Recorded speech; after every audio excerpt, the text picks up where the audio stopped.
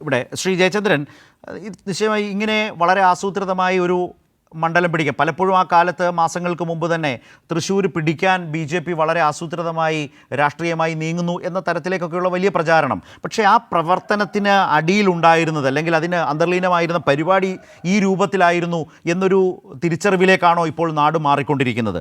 രണ്ടാമത്തെ ഒരു പ്രധാന അങ്ങനെ ആയതുകൊണ്ട് തന്നെ ഇപ്പോൾ സുരേഷ് ഗോപി രാജിവെക്കണം അല്ലെങ്കിൽ തെരഞ്ഞെടുപ്പ് കമ്മീഷൻ വീണ്ടും തെരഞ്ഞെടുപ്പ് നടത്തണം എന്നൊക്കെ പറയുന്ന രാഷ്ട്രീയ ആവശ്യം അല്ലെങ്കിൽ ധാർമ്മികത ഉണ്ടെങ്കിൽ രാജിവെക്കണം എന്നൊക്കെ പറയുന്നതിനൊന്നും ഒരു അർത്ഥവുമില്ലല്ലോ സത്യത്തിൽ. കാരണം അങ്ങനെ ഒരു രാജിയൊന്നും പ്രതീക്ഷിക്കേണ്ടില്ല. പ്രത്യേകിച്ച് മുരളീധരൻ തന്നെ പറഞ്ഞു അതിൽ കള്ളവോട്ട് ഉണ്ടാകാം, പക്ഷേ എങ്കിലും ഞങ്ങളുടെ ഭൂരിപക്ഷം വലുതല്ലേ എന്ന് ചോദിക്കുന്ന നിലയിലാണ് ആ പാർട്ടി അതിനെ കാണുന്നത്. അവിടെ രസകരമായി ഇന്ന് മുരളീധരൻ പറഞ്ഞൊരു കാര്യമുണ്ട്.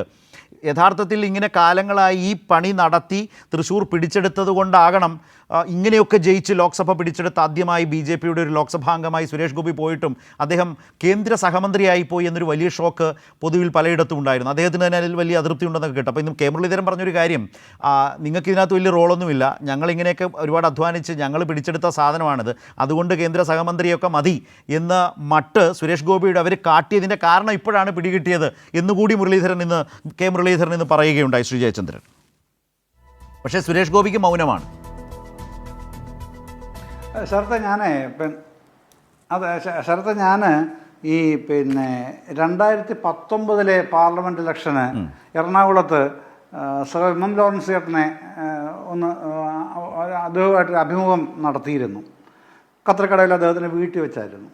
അന്ന് അദ്ദേഹം പറഞ്ഞ വളരെ സുപ്രധാനമായൊരു പോയിൻ്റുണ്ട്.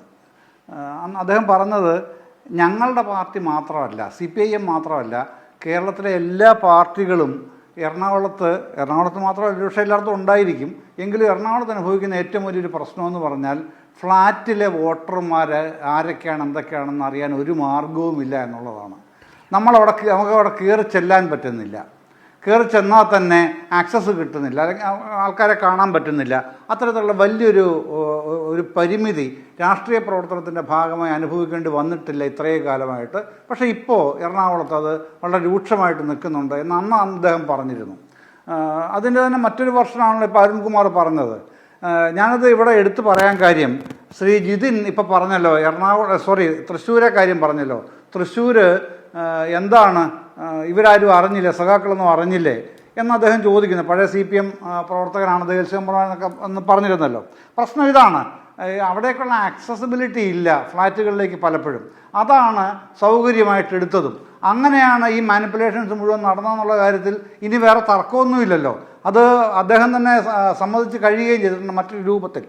അതാണ് ഒരു യാഥാർത്ഥ്യം.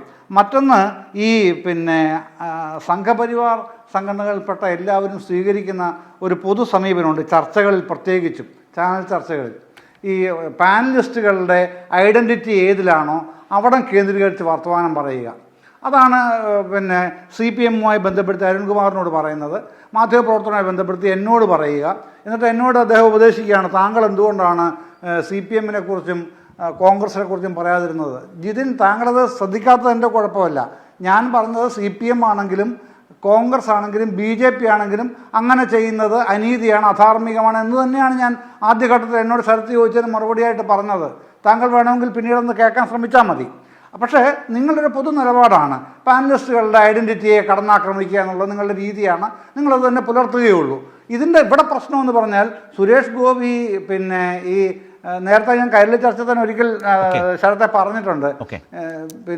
ഈ ജൂൺ 4 റിസൾട്ട് വന്നതിന് ശേഷം ആ ആഴ്ചയിലെ ദ വീക്കിൽ ഒരു ഇൻ്റർവ്യൂ, സുരേഷ് ഗോപിയുടെ കവർ സ്റ്റോറി ആയിട്ടുള്ള ഇൻ്റർവ്യൂ, അത് അദ്ദേഹം പറയുകയാണ്, എനിക്ക് കിട്ടിയത് മുഴുവൻ അപ്പൊളിറ്റിക്കൽ വോട്ടുകളാണ്. അന്നൊന്നും എനിക്കതിൻ്റെ രഹസ്യം മനസ്സിലായില്ല. പലപ്പോഴും ഞാനത് ആലോചിച്ചിട്ടുമുണ്ട്. ഈ അപ്പൊളിറ്റിക്കൽ വോട്ടെന്നുള്ളതിൻ്റെ രഹസ്യമൊക്കെ ഇപ്പം പതുക്കെ പുറത്ത് വരികയാണ്. ഇതാണ് അപ്പൊളിറ്റിക്കൽ വോട്ടെന്ന് പറയുന്നത്. ഇങ്ങനെയാണ്. ഇപ്പോൾ മുരളീധരൻ പറഞ്ഞല്ലോ, 11 വോട്ടല്ലേ ഉള്ളൂ ഞങ്ങൾ കള്ളവോട്ട് ചെയ്തെങ്കിൽ, ബാക്കി ഭൂരിപക്ഷം കിടക്കുകയല്ലേ. പക്ഷേ ശ്രീ മുരളീധരൻ ഓരോ ദിവസവും നിങ്ങൾ ചെയ്ത കള്ളവോട്ടുകളുടെ എണ്ണം വർദ്ധിച്ച് വരികയാണ്. ഇന്ന് ശ്രീ ജോൺ ബ്രിട്ടാസ് MP പറഞ്ഞിട്ടുണ്ടേ, ദ ക്യൂവിന് കൊടുത്ത ഇൻ്റർവ്യൂവിൽ അദ്ദേഹം പറഞ്ഞിട്ടുണ്ട് 40,000 കള്ളവോട്ടാണ് BJP അവിടെ ചെയ്തിരിക്കുന്നത് സുരേഷ് ഗോപിക്ക് വേണ്ടി. അതിൻ്റെ രേഖകൾ അദ്ദേഹത്തിന് കൈവശം ഉണ്ട് താനും. അപ്പം ഇത് ഇനി ഈ 40,000 കുറയ്ക്കേണ്ടി വരും മറ്റേ 75,000 നിന്ന് ആ നിലയിലേക്ക് മാറും. അപ്പം നിങ്ങൾ ചെയ്ത ജനാധിപത്യ വിരുദ്ധത, ജനാധിപത്യ കശാപ്പ് കൂടുതൽ എക്സ്പോസ്ഡായി വരുന്നത് തെളിവുകൾ സഹിതമാണ്. വെറുതെ വർത്തമാനം പറഞ്ഞ് പോവുകയല്ല ചെയ്യുന്നത്.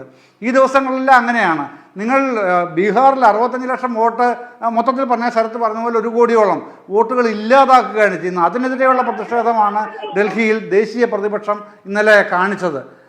പിന്നെ പാർലമെൻറ്റിലും ഇന്നും അതാണല്ലോ നടത്തിയത്. ഇവിടെ പ്രശ്നങ്ങൾ മറ്റൊരു രൂപത്തിലാണ് നിങ്ങൾ മാനിപ്പുലേറ്റ് ചെയ്യാൻ ശ്രമിക്കുന്നത്. ആ മാനിപ്പുലേഷൻ ഓരോ ദിവസവും നിങ്ങൾ തന്നെ എക്സ്പോസ്ഡായി വരികയാണ്. അത് നിങ്ങളുടെ ഡിഫൻസ് വളരെ വീക്കാവുമ്പം അത് പ്രേക്ഷകർക്ക് മനസ്സിലാവുന്നുമുണ്ട്.